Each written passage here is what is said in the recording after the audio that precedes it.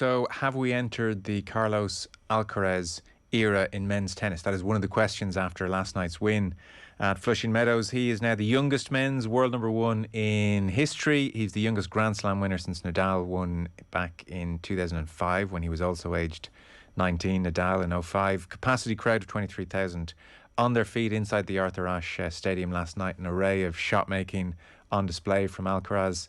And he did, of course, beat Casper Ruud from Norway in five sets. Ruud, 23 years of age, the number 5 seed. So Alcaraz won the fifth, 6-3. Caitlin Thompson of Racquet magazine is with us. So the Alcaraz era, this is when we'll say it began. How glorious it's going to be is going to be the interesting question. What have we got on our hands here? Generational talent is the easy way to describe it. There's a lot of exciting young players coming up on the men's side that we have gotten a chance to take a closer look at over the past 2 weeks. But Carlos Alcaraz has been somebody who most of us in tennis have had our eyes on for quite a while. And this, if his skill set and mentality is anything to be believed based on what we saw, going to be the first of many, many, many Grand Slam championships. So world number one, he's won 6 ATB events to his name. This is, I guess, his big, massive breakthrough. Emotional scenes, he scored an ace, dropped to the ground, very much in tears. Only 19, of course, but what kind of personality is he? As far as I can tell, he seems pretty simple in a way that is sort of maybe endearing. I think he's somebody who has a lot of like eat, sleep, tennis kind of mentality, as opposed to a, like a Federer type who speaks 4 or 5 different kinds of languages and is a little bit more of a James Bond kind of character. I think this guy is like born and raised on the clay courts of Spain and wants to play tennis all day long. I think the fact that he made his matches this past week, especially, thinking especially about that Tiafoe match coming into the final before the semis on Friday, he made those a lot longer than they needed to be. And I can say a lot about that based on why I think that is, or how tactically that happened. But part of me thinks that actually kind of is part of his personality, which is just he loves to play so much. He's not looking for a ruthless machine-like ending to tennis. I think he's basically a giant kid who has a joyousness in his play that is really, really fun to watch. He's also skill set wise so exciting, just because he has a lot of the tools and a lot of the game that his 19 years would sort of indicate that he wouldn't be ready to have sort of mature and ready to deploy. But yeah, personality wise, I think he's kind of just like a see tennis ball, hit tennis ball kind of guy. I'm not sure he's reading Nietzsche on the sidelines. Further to your point about time on the court, just shy of 24 hours of tennis across the US Opens. That's the most minutes on court in Grand Slam history. So durability, not an issue for him.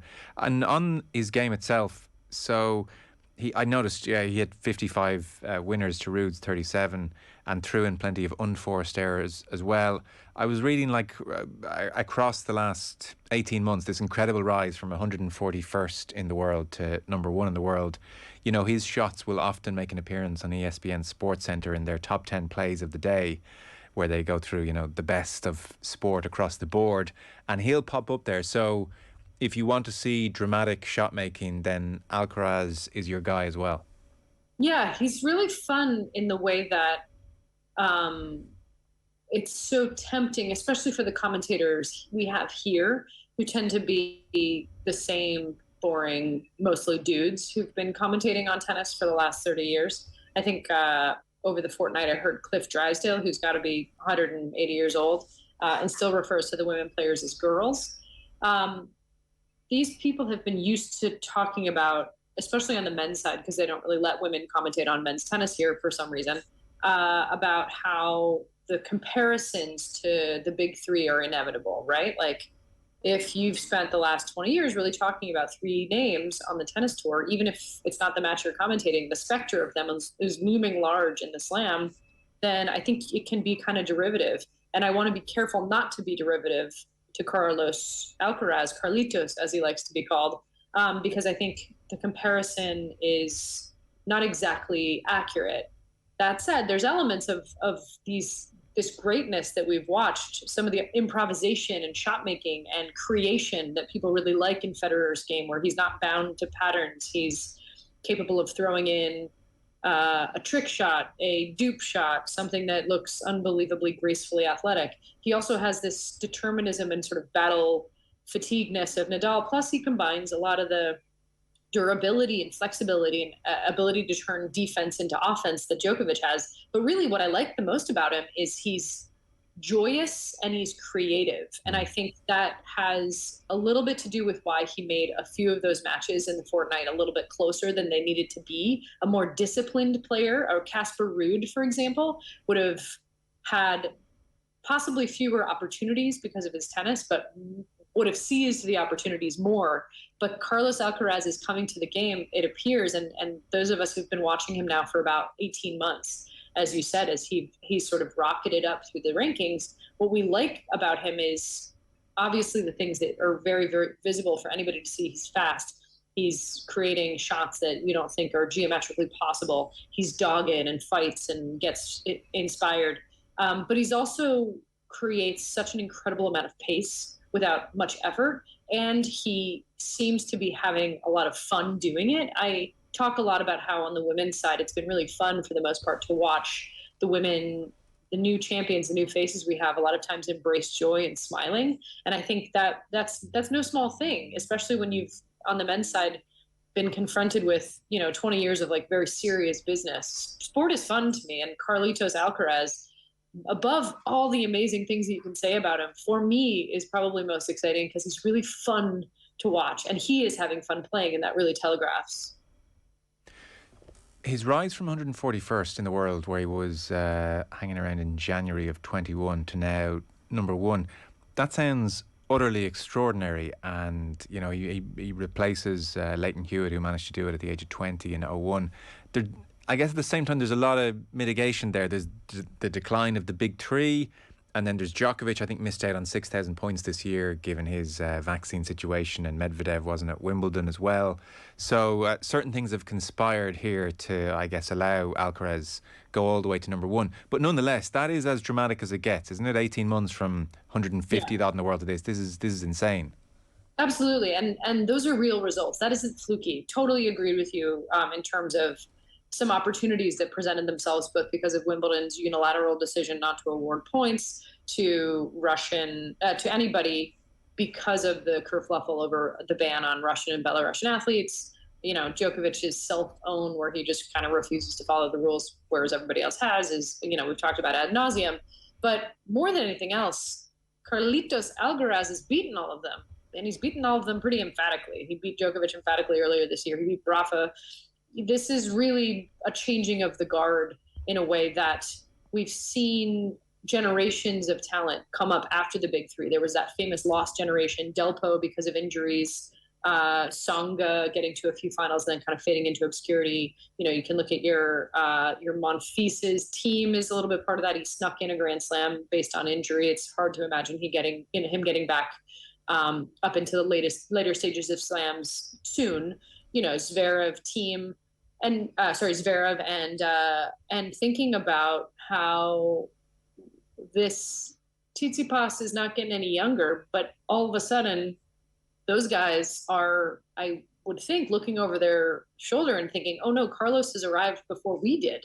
He got the slam before any of us did, team accepted. And I think this feels to me very, very much like a different sort of beast. This isn't just a generation or two of talent coming up after the big three and challenging and pushing them and taking advantage when they feel a little long in the tooth, or, in Djokovic's case, maybe, due to defaulting or vaccine, don't get to play. This feels like this guy is the future. He's the future of tennis. And I think watching him play, I got to see him first in person at the 2021 Indian Wells tournament that had been postponed. So he was probably in the top 100 at that point, but not where he is now.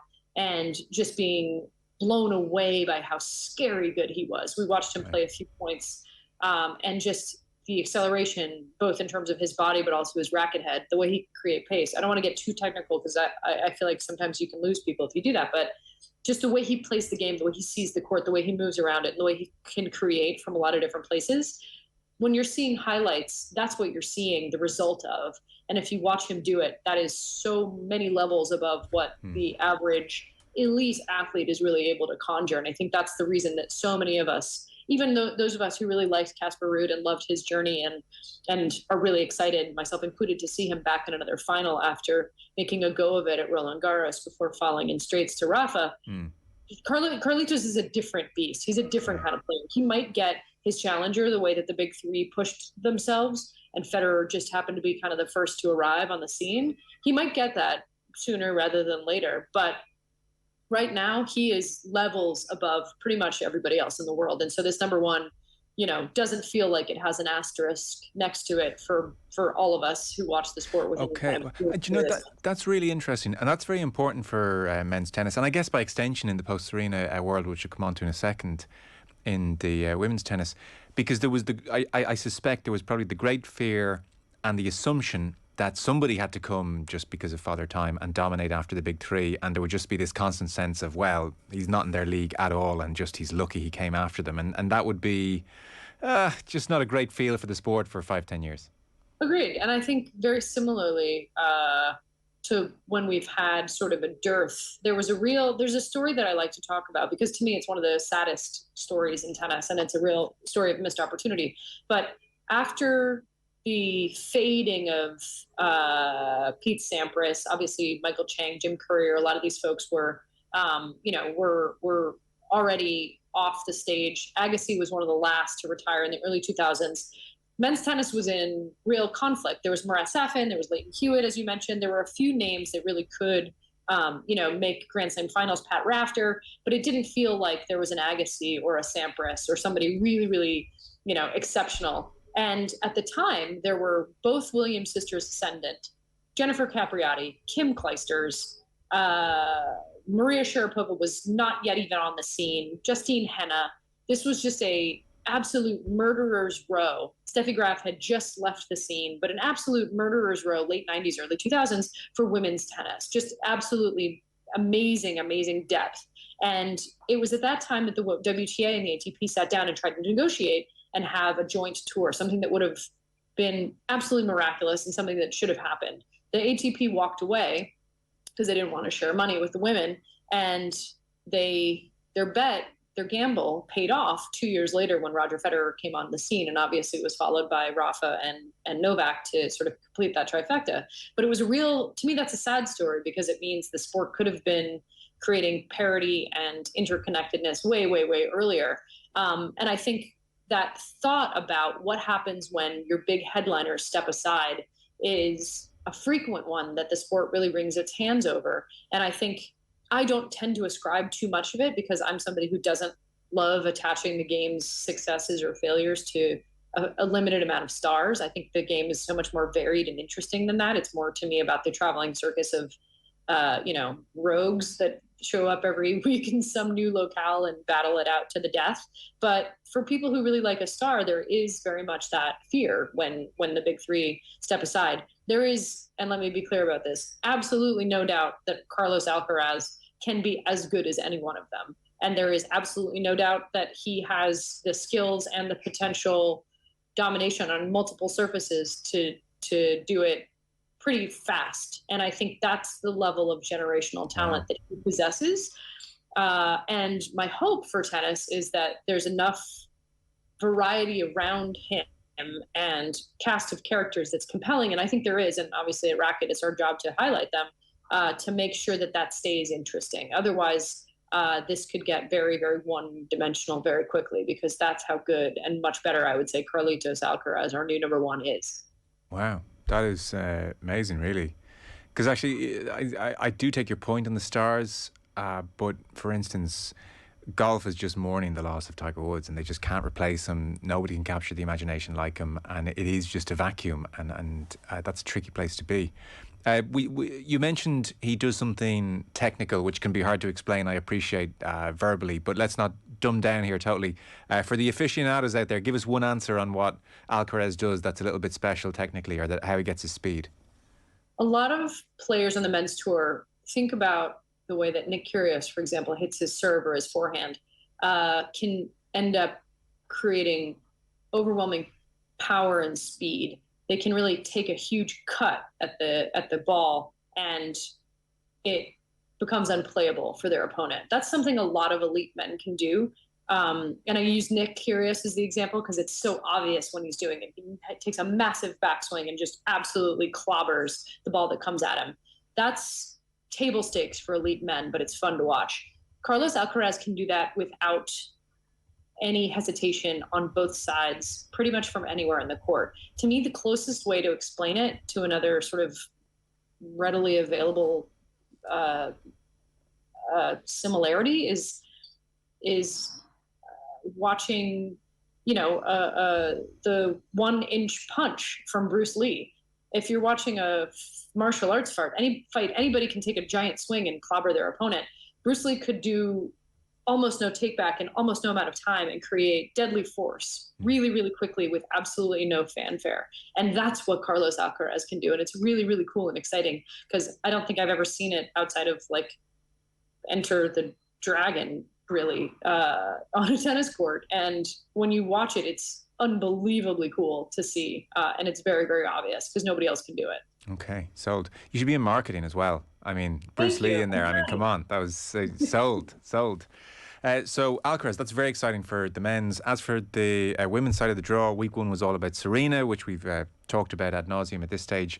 But I guess the interesting thing here, and maybe this is a parallel to Alcaraz, the world number one, Iga Swiatek, beat the number two, Jabeur, in straight sets.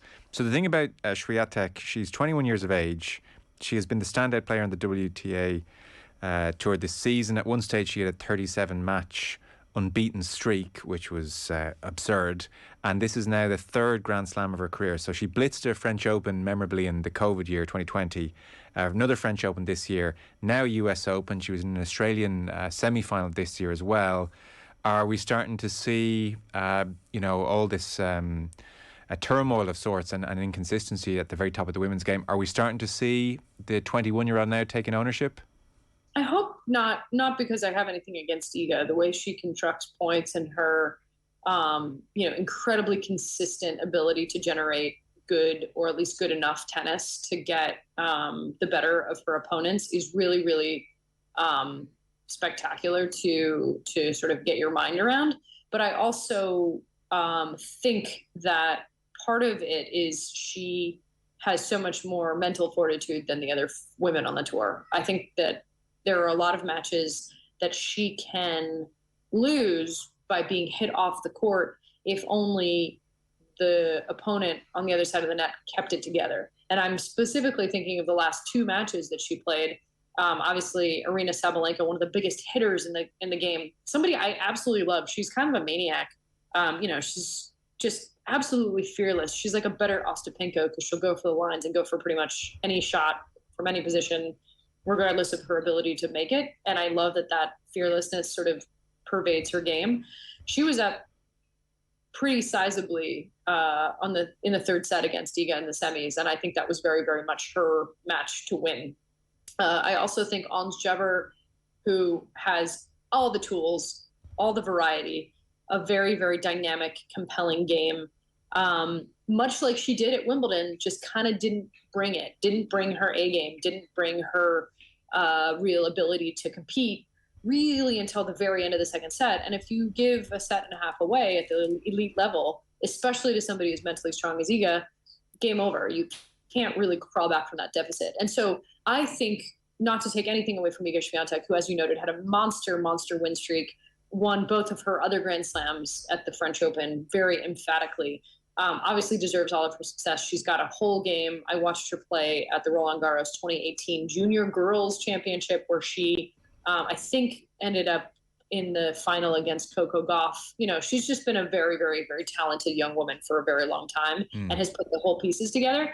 I think for me, one of the things that I love about the World Women's Tennis Association generally is that there has been a lot of variety for a long time. And I think if you look at some of the other contenders in that draw, you know, thinking about Ayla Tomlanovich's steely-eyed win against Serena, and she won that match. Serena threw the kitchen sink at her as such as she was able at these late years in terms of her movement and her ability to contend points.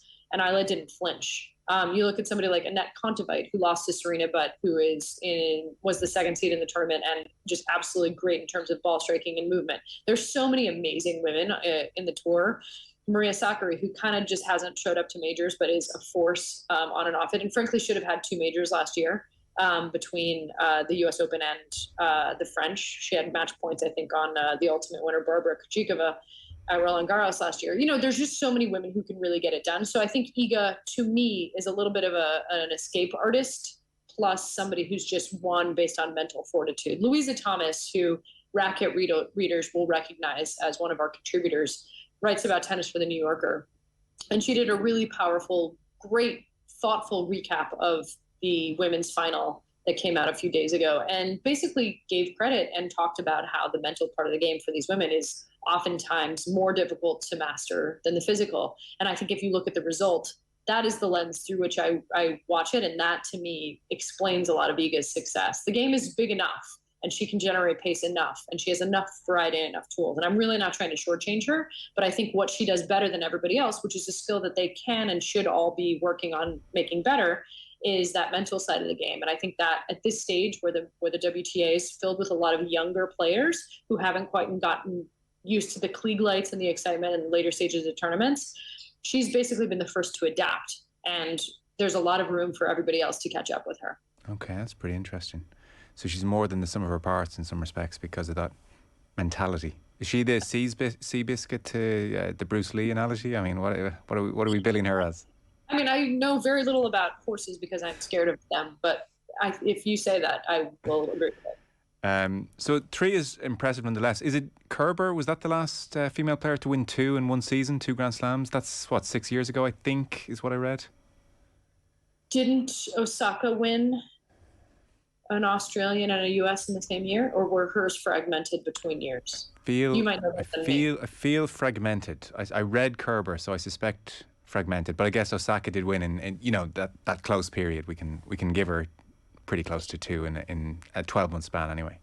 I think based on her continuous and consistent ability to compete and deliver, despite being at a young age, I don't see anything stopping Iga. I think Naomi has stopped herself, basically. And I think Angelique Kerber, who's awesome and fun to watch and has a very unorthodox game, both based in the way that she directs traffic from the left hand and also gets really low when she hits ground strokes and creates angles that you kind of don't think are possible. She's really cool to watch. She announced she was pregnant before the tournament, and we know from a couple of other examples now that that's not a given that women can come back and come back successfully. Victoria Azarenka has had a couple of really notable results in the last couple of years. So I definitely feel like Iga there are going to be very few barriers for her to dominate. And I think the women's tour has enough variety, talent, and different game styles where it's certainly possible. And like I said, I think on paper, Ons Jabeur has a better game than Iga, and I think on paper, Aryna Sabalenka has a better game than Iga, and that's just the last 2 people she played in the tournament. And again, that's not to take anything away from her, but I do think her edge is mental, and I think if the rest of the field got their minds right, she would have a real fight on her hands. Yeah, no, I don't think it takes anything away from her. I think, on the contrary, it's an amazing thing to be able to do. So, as a final thought, then, who amongst all the female players at the moment, leaving mentality and all these other variables aside, who has the most talent, rather? Who is the most talented female player? The game when it's on that is the best, in your opinion? One thing I was so happy to see, having watched women's tennis forever and understood some of the storylines, there are 2 that I want to call out, and they happen to be the 2 women who didn't make it out of make it out of the later stages of the game. But we're right there. One of whom is Caroline Garcia. She, in terms of athletic ability, complete game, and unbelievable movement, and sort of a disarmingly simple looking game that involves putting herself in perfect position every time she hits the ball. Kind of like what people feel like when they watch Roger Federer. It just looks like it's easy for him. And it's because he's positioned perfectly every time he hits the whatever shot he's hitting.